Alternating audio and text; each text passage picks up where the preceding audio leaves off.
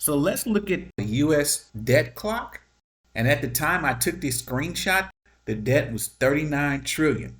So looking at the US, and you see that they have the most debt of all countries in the world.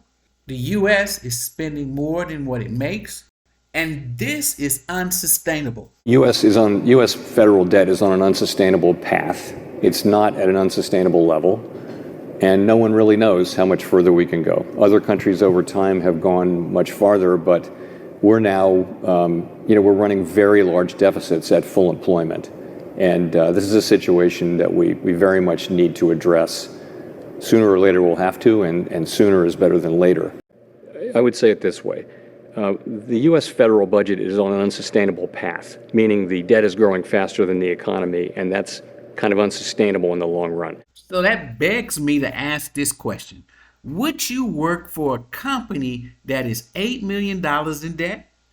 And if you could, how would you have security that you're going to get paid? And would you live with someone who has $8 million or is $8 million behind on their mortgage? I mean, how can you have any long-term plans to live there when you know that they're so far behind? The U.S. debt is unsustainable, and the U.S. leaders know it. Jerome Powell, the federal chair, has been saying this for years. Steve Hanke wrote an opinion piece in Fortune entitled "The Treasury Just Declared the U.S. Insolvent. The Media Missed It."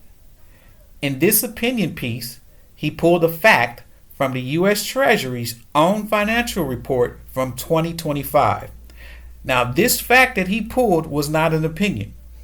The opinion of the article is based on him describing the imbalance of the 6.06 trillion in revenue against the 47.78 trillion the government has in debt.